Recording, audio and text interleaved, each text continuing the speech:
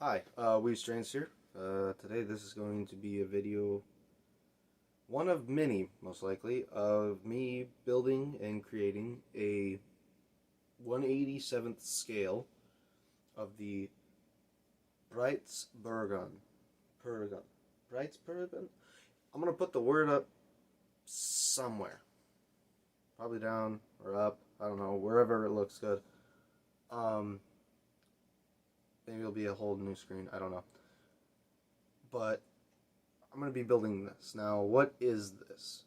There are plenty of good videos that actually go into the history of the Breitspurbahn, or in English terms, broad gauge railway. It's a German word, as you can probably tell, and the it was the during the 1940s of Germany, with the Nazi Germany, with it being Nazi Germany or under Nazi control. Hitler kind of did a lot of, the basically wonder weapons, where like the V1 rocket or even the V2, which they bombed and used to bomb London and whatnot. Um, and a few other things that they built during the Wonder Weapons sort of thing. Um, However, sort of in his thing, he wanted there was the designing and the creation of the mouse, MAUS, MAUS. I think it's how it's spelled. If not, I'll also put that out here. Which was a tank, and then also there was the Ratte, RATTE, which was, I believe, 10,000 pounds or tons, whatever. It was supposed to be a huge tank. I mean, it was supposed to have the turret from like a battleship put on it. And I mean, the tank, the Ratte, was supposed to have its own like sewage system inside of it. So you can tell the scale of this tank. Well, on top of that, there was his megalomaniac idea of, well, let's just build a railroad that is supposed to fit what Germany is supposed to be. And Hitler did a lot of building giant, great, grandiose structures, or the plan to, like, I think it was the capital. It was supposed to be so huge you could, like water, like the amount of breath if people were in there, like it would go to the very top and condense and turn into rain. So I mean, these things, these ideas and whatnot that he created or had, were so almost out of the like reality, that it was putting a gun to engineers' heads a lot of the time. However, there were some other points, some other things he wanted, like a great railroad. He believed, and this is from uh, I'll put it in the link, the video, and I'll probably put up a picture of it. But in the video, the guy goes on to say that Hitler believed the Stephens gauge, or standard gauge as we know it today, to be out of date. It had been around for well over 100 years, and by that time, and so he wanted something bigger, and decided to do. It's just under 2 times the gauge of standard gauge, which is about 4 foot 8 inches. So this is supposed to be about 9 feet. Well, technically, I think it's about 8 actually, but I mean, it's supposed to, because it's under, but yeah, it's like 8 or 9 feet in just gauge. So it almost would work out if I were to do it in HO scale, not HO gauge, but HO scale. Uh, the only issue was when I was sort of designing, and I'll put up the designs that I have so far. I was starting to design the locomotive. There were a bunch of different locomotives that had been drawn up and designed, but the one I picked is the one that kind of is synonymous with this whole thing. It had a submarine engine in it from the German U-boats. So, I mean, this thing was supposed to be huge.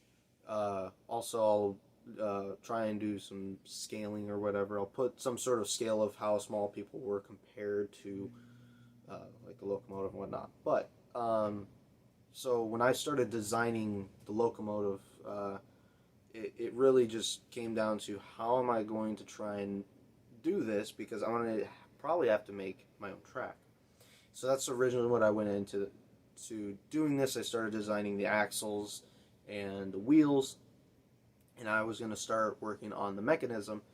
And then I thought about it some more, and ultimately I would want to do that. I would want to create a whole new chassis. I just don't have the parts nor the materials to go through with that. But however, I do want to make a functioning model in HO scale. So what I plan to do is go to Menards and purchase, they've got track and whatnot, and I'll go there and purchase some of their track. And then use that as my rail for now. The chassis and all the cars are going to be able to be swapped out. The chassis, currently right now I have the shell of the body, and so that will be sort of what I'm focusing on right now, figuring out wiring and lighting and whatnot, as well as the main chassis for the locomotive. Now there were very many different designs for the Breitspurbahn. However, I am going with, I believe it's I think the locomotive I was creating was based off of a 664 design, if I'm not mistaken, wheel arrangement. Technically it's diesel, but I would still categorize it as a steam locomotive wheel arrangement, because it's what it looks like, and that's easier for me to think about instead of having to look up the designation for diesel locomotive or diesel electric locomotive wheel arrangement. So instead I'll just say like a steam locomotive, and then as well as the B units would be 464s. The thing is though, is right now I'm looking at putting this on O gauge track, 3-rail O scale track, 3-rail O gauge track. Currently, I do not possess no power for any of that. All the power that I have for model railroading is for HO and N. That's the most power they can give. So, until that point, I will have to figure out a way to, and the other thing is, I don't have a 3D printer. However, my town library has 3D printers. However, I need to go in and discuss and talk about time schedule. So this video will come out, but I don't know when the part 2 will come out, because I have to figure out scheduling and all that stuff. Anyways, the first mock-up shell, I guess you'd say, just to have a physical shell, I will print. It's not as highly detailed. It has the main idea of what I'm doing. That is kind of the main purpose, and so it's not going to be highly detailed. Later versions, I definitely will, but this is also just the A unit, because I still need to finish working on the B units, and I started work on the passenger cars. Now, the passenger cars, actually, I do plan on having full interior, where I can place little HO scale figures inside of them. Now these cars, once again, the idea of them they were huge. I mean, if you look at some of the pictures and images, they had spiral staircases. They had like just massive interiors. Some of them could have been ballrooms. They had, massive corridors. I mean, these things were about 80 feet tall. Or, excuse me, I think it was 40. I mean, I'll look up the ones again. But, I mean, these things were massive. Once again, like 2 times the size of a normal, or a standard gauge, or even locomotive.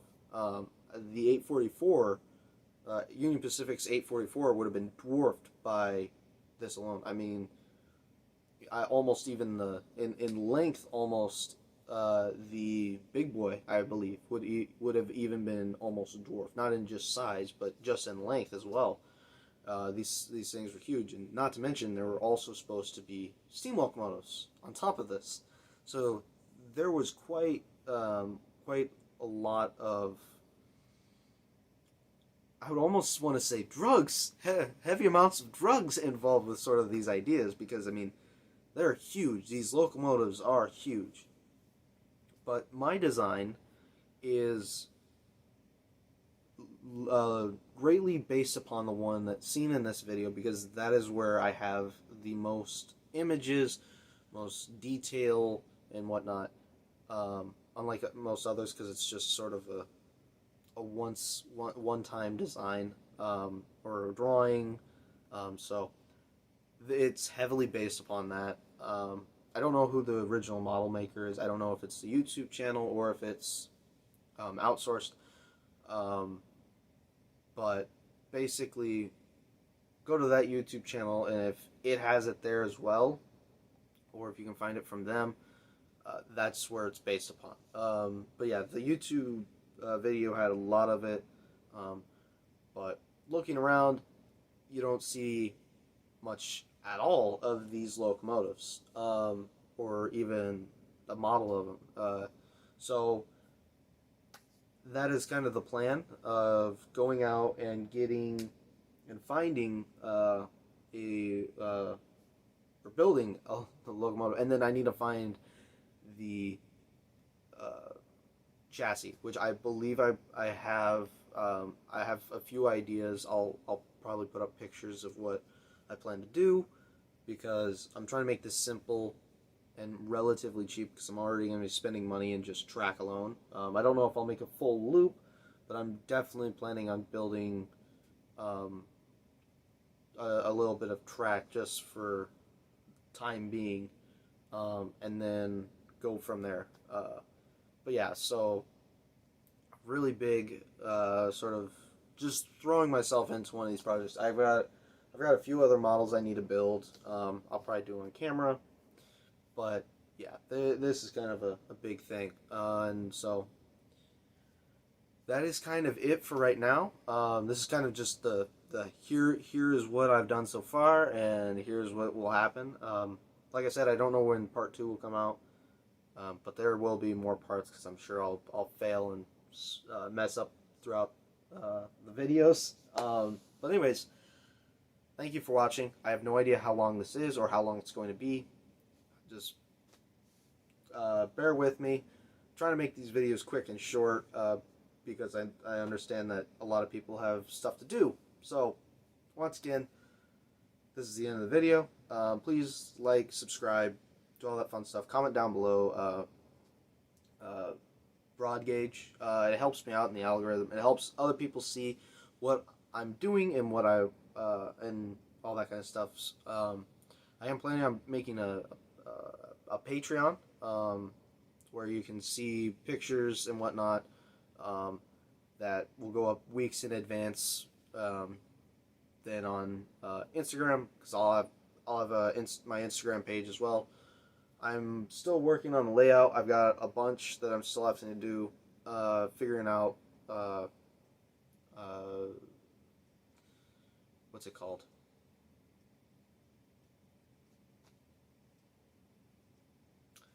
I'll put the word somewhere. I can't remember it right now. But yeah, I'm doing all that stuff.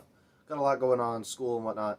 So thank you for watching. This has been Weeze Trains, signing out. Peace.